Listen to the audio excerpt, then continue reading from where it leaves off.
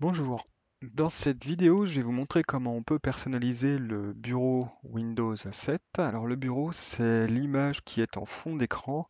Quand vous démarrez votre ordinateur, vous arrivez donc sur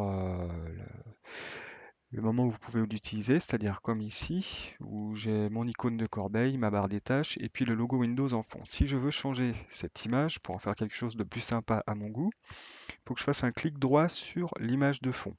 Pas sur une icône, pas sur la barre qui est en bas, sur l'image. Clic droit, et on choisit personnaliser. Clic gauche. Une fois qu'on a cliqué, on arrive sur une page spécifique qui correspond aux options de personnalisation de ce bureau. Donc on va procéder par deux fois. Une première vidéo qui va vous montrer juste pour personnaliser l'arrière-plan. Donc la première chose à faire, c'est de cliquer sur le bouton arrière-plan qui est en bas à gauche, clic gauche. Et on arrive ici à un endroit où on a tout un tas d'options possibles.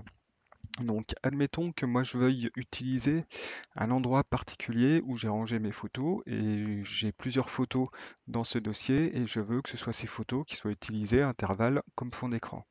Donc, il faut que je clique sur Parcourir pour choisir l'emplacement des images, donc Parcourir. Une boîte arrive. Alors, l'idéal étant de la remonter et de la redimensionner parce qu'elle est un peu petite.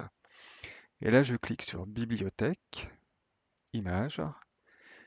Image publique, échantillon d'images, sachant que c'est une session d'essai que je vous montre et que j'ai pas d'image personnelle. Donc échantillon d'images. Je valide en cliquant sur OK.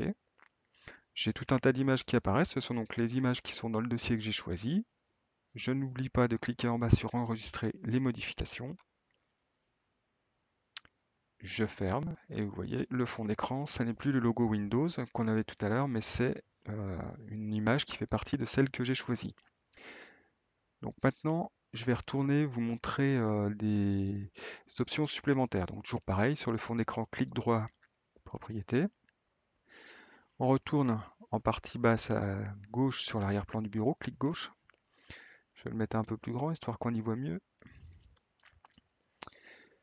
Donc ici, j'ai les différentes images que j'ai choisies. Il y aura un cycle donc qui va permettre de faire changer ces images par intervalle de 30 minutes, vous voyez c'est écrit en dessous, et de manière aléatoire. Si jamais je ne voudrais pas que ça change, ou que ça change plus rapidement plutôt, on a ici, en cliquant sur la durée, on a des intervalles qu'on peut changer. Je vais mettre 10 secondes, j'enregistre les modifications, et vous verrez le fond d'écran va changer au bout de 10 secondes. Je retourne sur mon arrière-plan, parce que j'ai pas fini de vous montrer les différentes options, donc je reclique sur le bouton arrière-plan.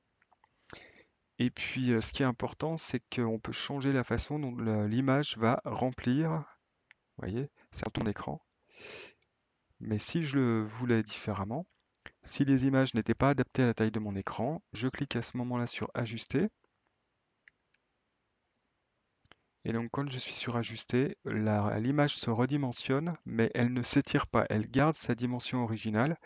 Si l'image est en 4 tiers, ben, elle restera en 4 tiers et elle ne se mettra pas en 16 neuvième comme c'est le cas pour mon écran. Tandis que si je change Ajuster pour remplissage, ce qui va se passer, c'est que Windows va zoomer dans l'image pour pouvoir remplir totalement mon écran et du coup, il y aura des parties de l'image qu'on ne verra pas parce qu'elles seront en dehors de mon écran. Donc si je veux avoir vraiment tout d'origine, je clique sur étirer et là par contre, vous allez voir, ça va déformer l'image. Vous voyez?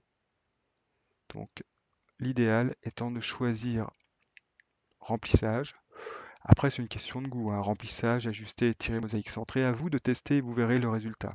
Donc moi, je vais prendre remplissage. Donc je sais que j'aurai une partie de ma photo qui n'apparaîtra pas, mais au moins la photo prend tout l'écran et puis il n'y a pas de bande noire. Bon, c'est une question de goût. J'enregistre les modifications et l'affaire est faite.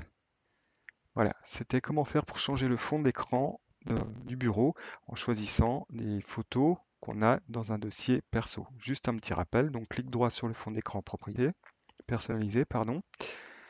Un clic gauche ensuite sur l'arrière-plan du bureau qui est en bas.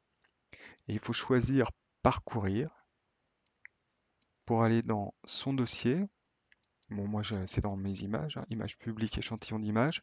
On choisit le dossier dans lequel il y a les photos qui nous intéressent. On clique sur OK. On enregistre les modifications. On peut fermer cette fenêtre et l'affaire est faite. Voilà, merci d'avoir visionné. À une prochaine fois. Au revoir.